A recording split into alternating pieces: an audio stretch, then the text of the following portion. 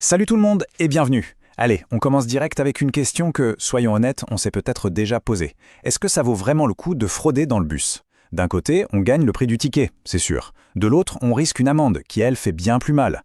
C'est un vrai dilemme, un calcul entre le risque et le gain. Eh bien, la bonne nouvelle, c'est que les maths, et surtout les probas, nous donnent des outils incroyables pour répondre à cette question, et de façon super rigoureuse en plus. Aujourd'hui, on s'attaque à un chapitre essentiel du programme de terminale, les sommes de variables aléatoires.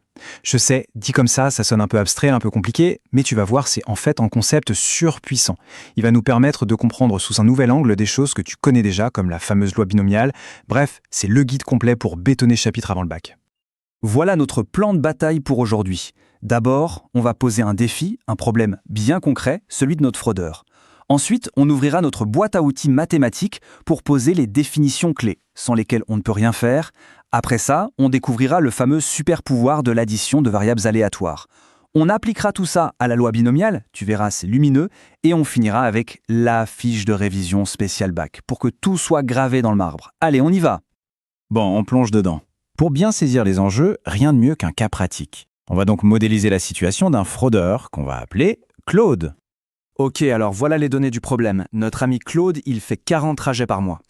Comme il n'épait pas son ticket, il économise 10 € à chaque fois. Sympa. Sauf que, s'il se fait contrôler, bam, l'amende est de 100 €. Et on va dire que la probabilité de se faire contrôler à n'importe quel trajet, on la note P. La vraie question, c'est, sur le long terme, est-ce que la stratégie de Claude est gagnante ou perdante? Comment on peut savoir ça? Pour y répondre, il va nous falloir des outils un peu plus sérieux. Et c'est là, bien sûr, que les maths entrent en scène. Pour décortiquer une situation où le hasard joue un rôle, on a besoin de concepts précis. Des concepts qui vont nous permettre de mettre des chiffres sur l'incertitude et de calculer des moyennes. Le premier outil, et vraiment le plus important, c'est l'espérance mathématique qu'on note E de x. Il faut vraiment voir ça comme la valeur moyenne que tu obtiendrais si tu répétais l'expérience un très grand nombre de fois. Pour notre fraudeur, Claude, ça correspondrait à son gain moyen par mois s'il continuait sa petite affaire pendant des années. C'est vraiment l'indicateur numéro 1 pour savoir si sa stratégie est rentable ou pas. Et comment on calcule cette fameuse espérance? En fait, c'est assez logique. On prend chaque résultat possible de l'expérience, on le multiplie par sa probabilité et on additionne tout. Chaque résultat est en quelque sorte pondéré par ses chances de se produire. C'est normal. Un événement qui a de grandes chances d'arriver va peser beaucoup plus lourd dans la moyenne qu'un événement très rare. Mais attention, l'espérance, ça ne dit pas tout, loin de là. Imagine deux jeux. Les deux ont une espérance de gain de 0. Sauf que dans le premier, tu peux gagner ou perdre 1 €. Dans le second, tu peux gagner ou perdre 1 million d'euros. Le risque n'est clairement pas le même. C'est là qu'intervient la variance. Elle mesure à quel point les résultats sont éparpillés autour de cette moyenne. Une grande variance, ça veut dire un grand risque, une grande incertitude. L'écart type, lui, c'est juste la racine carrée de la variance pour qu'on puisse le comparer plus facilement à nos données de départ. La formule de la variance, je sais, elle peut faire un peu peur au premier abord. Mais en fait, elle est super parlante. Regarde, pour chaque résultat, on calcule l'écart par rapport à la moyenne. On met cet écart au carré, comme ça tout est positif et les grands écarts sont amplifiés. Et ensuite, on calcule la moyenne de tout ça. C'est littéralement la moyenne des carrés des écarts à la moyenne. Ok, maintenant qu'on a nos outils de base, on arrive au cœur du sujet. Qu'est-ce qui se passe quand on combine plusieurs situations aléatoires? Par exemple, les 40 trajets de Claude, ce n'est pas un seul gros événement, c'est en fait une somme de 40 petits événements aléatoires. Et cette idée de combiner, de manipuler, d'additionner des variables aléatoires, c'est vraiment ça qui donne toute leur puissance aux probabilités modernes. C'est ce qui nous permet de passer d'un simple lancer de dés à la modélisation de systèmes hyper complexes comme la météo, la finance ou bien la fraude dans les transports. Alors attention, avant d'additionner quoi que ce soit, on doit parler d'un concept absolument crucial, l'indépendance. Deux variables sont dites indépendantes si le résultat de l'une n'a aucune, mais alors aucune influence sur le résultat de l'autre. Par exemple, si je lance un dé, le résultat n'influence pas du tout le lancer suivant. Pour Claude, on va supposer que le fait d'être contrôlé sur un trajet n'augmente ni ne diminue ses chances de l'être au trajet d'après. C'est une hypothèse très importante et elle est essentielle pour la suite. Et là, on touche à quelque chose de fondamental. Regarde bien la différence entre l'espérance et la variance. L'espérance, elle est toujours linéaire. Ça veut dire que l'espérance d'une somme, c'est toujours la somme des espérances. Facile, pratique, génial. Mais pour la variance, attention, gros panneau danger. Ça ne marche que si les variables sont indépendantes. La variance d'une somme est égale à la somme des variances uniquement sous cette condition. C'est une des erreurs les plus classiques au bac, alors retiens bien ça. Bon, on a maintenant nos super pouvoirs. Il est temps de les utiliser pour revisiter une star du programme de terminale, la loi binomiale. Tu vas voir qu'avec ce qu'on vient d'apprendre, elle va te paraître d'un coup beaucoup plus simple. En fait, c'est quoi une loi binomiale? C'est construit à partir d'une brique de base toute simple, l'épreuve de Bernoulli. C'est juste une expérience avec deux issues possibles, succès ou échec, avec une probabilité P de succès. Par exemple, Claude est-il contrôlé sur ce trajet? Ensuite, qu'est-ce qu'on fait? On répète cette épreuve n fois, et de manière indépendante.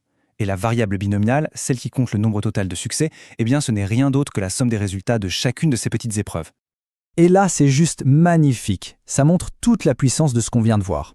Pour trouver l'espérance de la loi binomiale, on n'a plus besoin de formules compliquées, on utilise la linéarité, c'est la somme des espérances des n variables de Bernoulli. L'espérance de chacune, c'est P.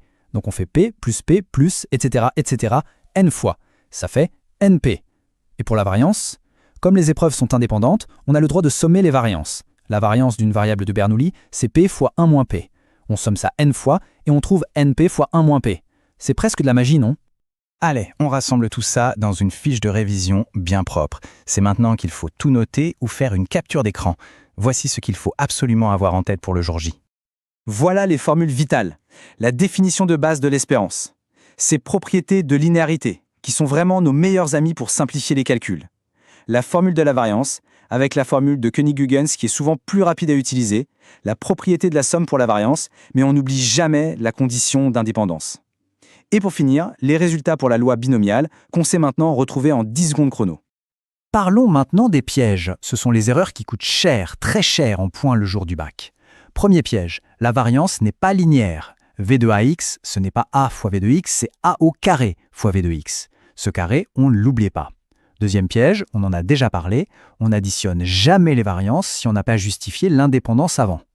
Et enfin, avant de se jeter sur la loi binomiale, on prend 30 secondes pour vérifier qu'on a bien la répétition de n épreuves identiques, indépendantes et avec seulement deux issues. Donc s'il y a une chose, un réflexe à avoir, c'est celui-là. Si un exercice t'amène à calculer la variance d'une somme, le correcteur attend une chose avant tout, que tu justifies l'indépendance des variables. Une petite phrase comme « les tirages étant indépendants, les variables le sont aussi », donc on peut sommer les variances, et hop, tu gagnes des points précieux. Pour finir, un petit mot sur l'interprétation. À quoi ça nous sert tout ça? L'espérance, ça nous donne la tendance centrale, la moyenne. Et l'écart-type, lui, nous dit si cette moyenne est fiable. Un petit écart-type, ça veut dire que les résultats sont tous très regroupés autour de la moyenne. C'est une situation prévisible. Au contraire, un grand écart-type, ça veut dire que les résultats peuvent être très loin de la moyenne. C'est une situation risquée, imprévisible. On a commencé avec une histoire un peu anecdotique de fraude dans le bus, mais on voit bien que ces outils vont beaucoup plus loin. Investir en bourse, choisir une assurance, lancer un nouveau produit. Partout où il y a de l'incertitude, l'espérance et la variance sont là pour nous aider à prendre des décisions plus intelligentes, plus éclairées. Voilà, j'espère que c'est beaucoup plus clair maintenant. Si tu veux cartonner au bac, tu sais ce qu'il te reste à faire. Un petit pouce bleu, abonne-toi et surtout partage avec tes potes de terminale. À très bientôt!